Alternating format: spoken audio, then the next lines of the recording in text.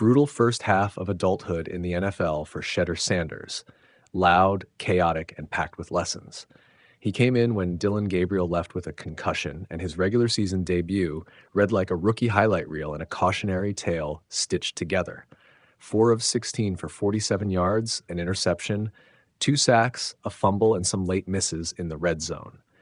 Cleveland wound up losing 23-16 after the Ravens staged a comeback, and the box score made the bigger story feel unavoidable. The Browns are 2-8 and not close to solving their offensive problems yet.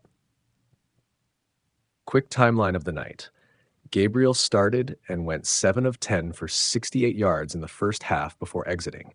Sanders' first snap was a positive, a short pass to Cedric Tillman, but things unraveled quickly. He fumbled after a Kyle Hamilton sack, threw an immediate pick to Nate Wiggins, took multiple big hits, and drew an intentional grounding penalty that killed a drive. He did engineer a late push inside the 2-minute warning, but missed multiple end zone attempts and failed on 4th down, sealing the loss. The Ravens' Derrick Henry and Tyler Lockett and the Ravens' kicker did enough to swing momentum back Baltimore's way. Context matters here. Sanders was the 5th-round high-profile prospect who slipped in the draft and has been a lightning rod ever since. He'd barely had a sniff of regular season reps before this. The Browns drafted Dillon Gabriel and have ridden him as the starter despite poor results.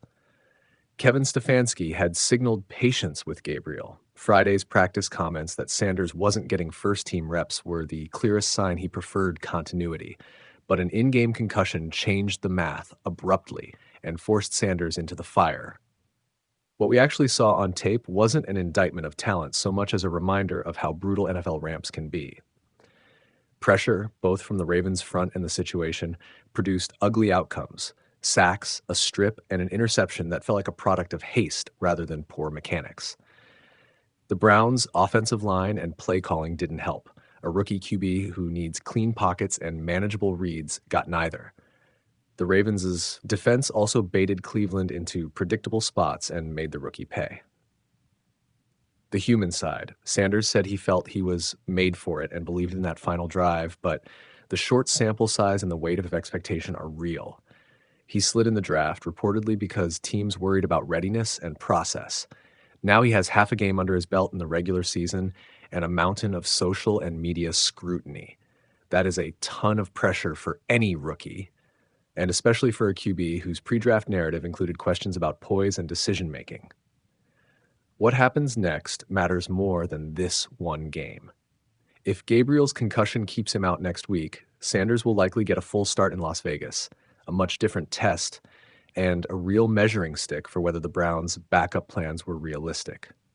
If Gabriel returns, Stefanski has to decide whether to revert or ride the hot hand narrative, unlikely given the result. And either choice will generate noise. More broadly, Cleveland must show it can protect quarterbacks, diversify its offense, and stop relying on small samples to make giant judgments. Bottom line, rough debut, but not the end of the story. The play was raw and the mistakes were costly, but plenty of rookie QBs look worse in their first extended reps.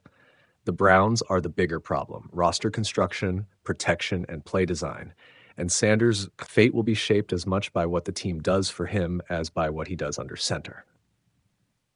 If you want, I can pull together a short scouting-style breakdown of Sanders' throws, the pressures that created his sacks, and 3 tactical adjustments Cleveland could make to give him a cleaner path next week.